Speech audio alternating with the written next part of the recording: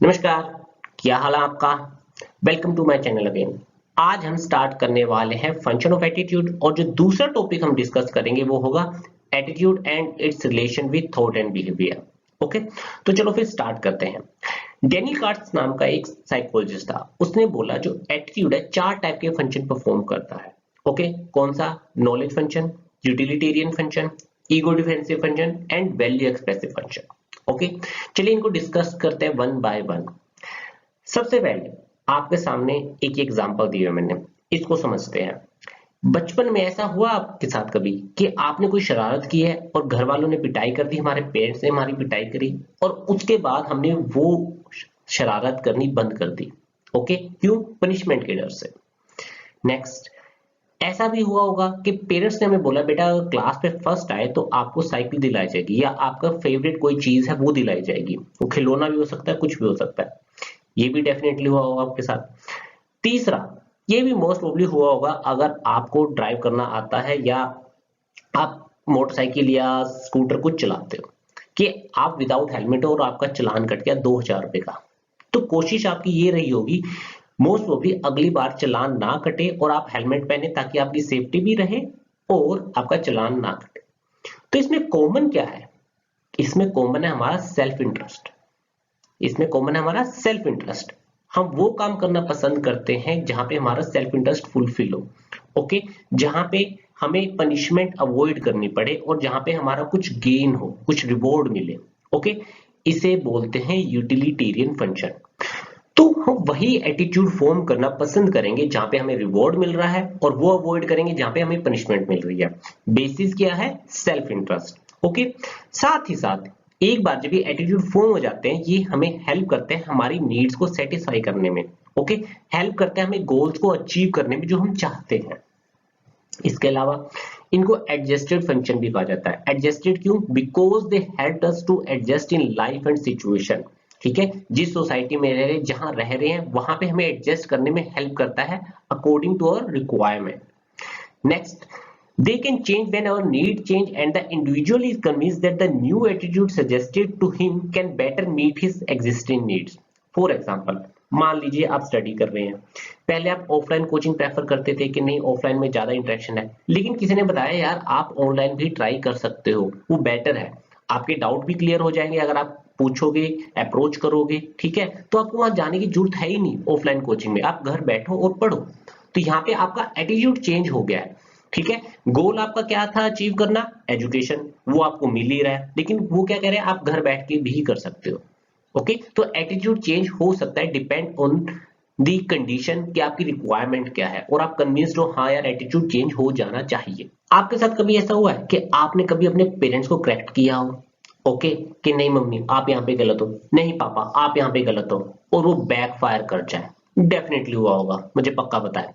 ठीक है, फिर आपको लेक्चर मिलता है, तुम सिखाओगे हमें, तुम अभी पैदा हुए हो जो। ओके, हमें पता है लाइफ में हमने क्या अचीव किया है, तुम मत सिखाओ हमें।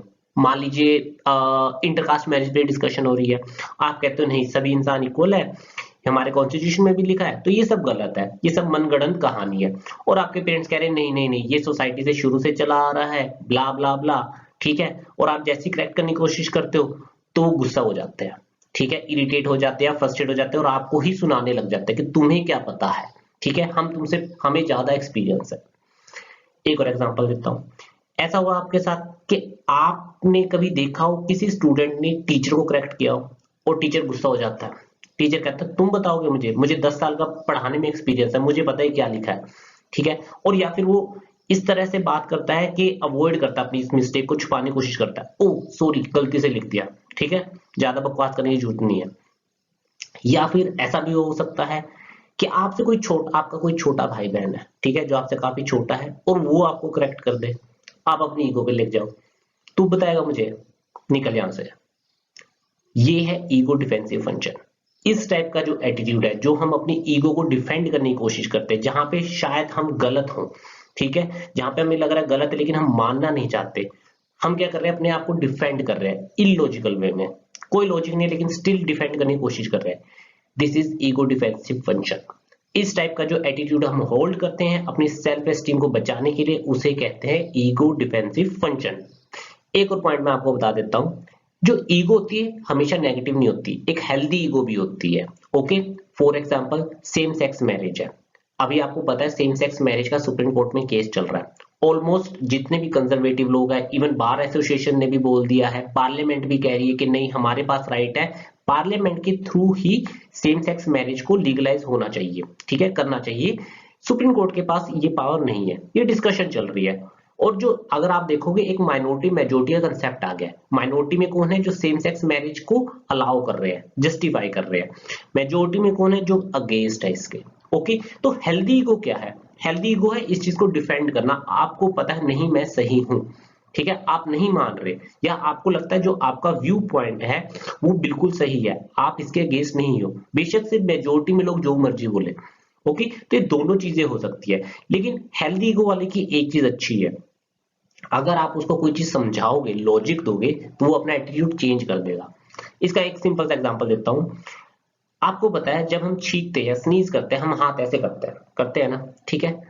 अब जब कोविड के टाइम में मैंने ये देखा था, एक डॉक्टर बता रहा था, उसकी वीडियो मुझे बड़ी अच्छी लगी। उसने बोला कि नहीं हमें स्नीज ऐसे नहीं करना चाहिए, एल्बो यूज करनी चाहिए। क्यों करनी चाहिए? क्योंकि जो हमारे हाथ है, मान लो हमने छींक करी, इसमें कोई वायरस या बैक्टीरिया है, वो हम ट्रांसफॉर्म कर सकते हैं किसी से हैंड शेक करते टाइम या कुछ करते टाइम, ठीक है, किसी को टच कर रहे हैं। लेकिन एल्बो के थ्रू चांसेस कम है।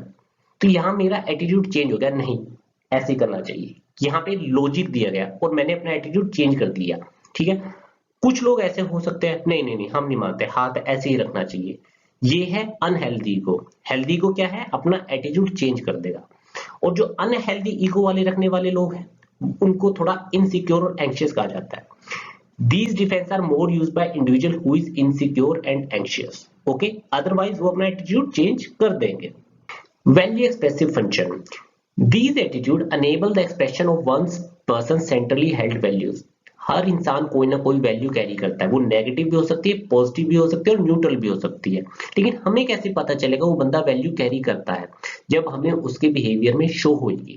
Okay, these attitudes show who we are and what we stand for. Hence, they demonstrate one's self-image to others and express our basic values. For example, अभी जंतर मंतर पे प्रोटेस्ट चल रहा है, बहुत सारे रेस्लर प्रोटेस्ट कर रहे हैं। वहां पे क्यों कर रहे हैं? क्योंकि जो ब्रिज मोहन था, जो फेडरेशन का हेड था, उसने उनके साथ छेड़छाड़ की थी, ठीक है। तो इससे हमें क्या पता चलता है? ये जो रेसलर है, इनकी जो अंडरलाइन वैल्यूज है वो पीस है, ठीक है। होने को लड़ भी सकते थे, प्रोटेस्ट किसी वॉलेंट वे में भी कर सकते थे, लेकिन नहीं, ये पीसफुली कर रहे हैं। इसका मतलब है इन सभी की वैल्यूज जो है वो पीस होगी, ठीक है। और एग्जांपल, मान लीजिए आपको एडवेंचर पसंद है, ठीक है, लेकिन आप मुझे अपनी जो फोटो शो कर रहे हो वो दिखा रहे हो ट्रैकिंग की, तो मुझे एक चीज पता चल गई कि आपको ट्रैकिंग के थ्रू एडवेंचर करना पसंद है। ओके, नेगेटिव वैल्यू की बात कर लेते हैं। आप बड़े वॉलेंट किस्म के इंसान हो, तो आप अपने बच्चे को भी पीटते हो, ठीक है, अपनी बीवी को भी पीटते हो। उसके अलावा अगर आप पड़ोस में भी लड़ाई करते हो, कोई जानवर आ रहा है उसको भी पीटते हो, ये सारी चीजें आपके बिहेवियर में शो हो रही है। तो मैं एक चीज एज्यूम कर सकता हूँ कि जो आपकी वैल्यू है वो वायलेंस है, आपके अंदर वायलेंस बहुत ज्यादा है। ये मैं आराम से बता सकता हूँ आपके बिहेवियर को देख के।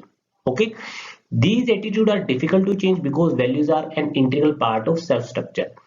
हर इंसान की वैल्यू सिस्टम धीरे धीरे बनता है और इसको चेंज करना बहुत मुश्किल होता है। ओके, आप ऐसा नहीं देख सकते जो बंदा वायलेंट है सडनली नॉन वायलेंट हो जाए, बहुत मुश्किल है, बहुत रेयर है, ठीक है। तो मोस्ट प्रोबेबली ये वैल्यूज कैरी रहती है और यही एटीट्यूड हमें दिखता है इन वैल्यूज के थ्रू।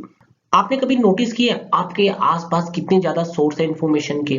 पेरेंट्स हैं, फैमिली है, फ्रेंड्स हैं, इंटरनेट है, ओके, बुक्स है। तो यहां से आप क्या कर रहे हो? बहुत सारी इंफॉर्मेशन ले रहे हो और आपका माइंड इंफॉर्मेशन प्रोसेस कर रहा है। फॉर एग्जाम्पल, आपने देखा होगा मॉर्निंग वॉक करने के बहुत सारे फायदे होते हैं। आप हेल्दी रहते हो, आप एक्टिव रहते हो, आप यंग दिखते हो। स्मोकिंग ना करने के क्या फायदे हैं? आपके लंग्स खराब नहीं होते, ठीक है, स्मोकिंग करोगे लंग्स खराब हो जाएंगे। आपको किसी फ्रेंड ने एडवाइस किया कि आप सर्च इंजन गूगल की बजाय चैट जीपीटी यूज करो, वो आपको सीधा कंक्रीट इंफॉर्मेशन देगा। ओके, तो ये बहुत सारी इंफॉर्मेशन आपके पास आ रही है, बहुत सारी नॉलेज आ रही है, लेकिन इसका क्या कर रहे हो आप? इसको आप एटीट्यूड में फॉर्म कर रहे हो। जैसे मॉर्निंग वॉक पे जाना एक एटीट्यूड है, ठीक है, हेल्दी रहने के लिए। स्मोकिंग ना करना ताकि आप हेल्दी रह सको, ठीक है। आपका टाइम बच सके तो आप चैट जीपीटी यूज कर रहे हो, आपको सीधा कंक्रीट इंफॉर्मेशन मिल रही है। दिस इज नॉलेज और अंडरस्टैंडिंग फंक्शन। हम एक सोसाइटी में रहते हैं, हमारे आसपास एक सोशल वर्ल्ड है, लेकिन हम चाहेंगे वो एक ऑर्गेनाइज, स्टेबल, मीनिंगफुल वे में हो। Okay, so attitude satisfy this knowledge function by providing a frame of reference for organizing our world so that it makes sense। एक सेंस भी तो बननी चाहिए जिस जहां पे हम रह रहे हैं, जो इन्फॉर्मेशन आ रही है, ठीक है, उसको हम प्रोसेस करेंगे, एक ऑर्गेनाइज और मीनिंगफुल वे में देखना चाहते हैं कि क्या चीजें हो रही है, हमें समझ आ सके। Okay, at the same time बहुत सारी न्यू इन्फॉर्मेशन भी आ रही है, ठीक है, तो वो शफल होती जाएगी पुरानी इन्फॉर्मेशन, या तो हम निकाल देंगे या उसमें ऐड कर देंगे। फॉर एग्जांपल जैसे मैंने दिया गूगल का, आप सर्च इंजन गूगल यूज कर रहे हो, अभी भी कर रहे हो, आपके फ्रेंड ने एडवाइस किया यार चैट जीपीटी यूज करके देख, बड़ा सही है, आपको कंक्रीट एंड ऑर्गेनाइज्ड वे में इंफॉर्मेशन देगा वो। ओके, तो आपने दोनों यूज करना शुरू कर दिया, वो डिपेंड करता है आप चैट जीपीटी शिफ्ट करोगे या नहीं करोगे। ठीक है, गूगल भी यूज कर सकते हो, क्या पता आपको पसंद ना आए, वापस गूगल पे चले जाओ, कुछ भी हो सकता है, लेकिन इंफॉर्मेशन आ रही है। तो ये क्या कर रहा है, आपके आसपास जो वर्ल्ड है उसको अंडरस्टैंड करने में हेल्प करता है। ठीक है, that's all for today.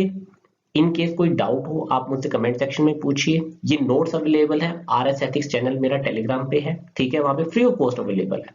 Okay, please like and subscribe my channel and thank you.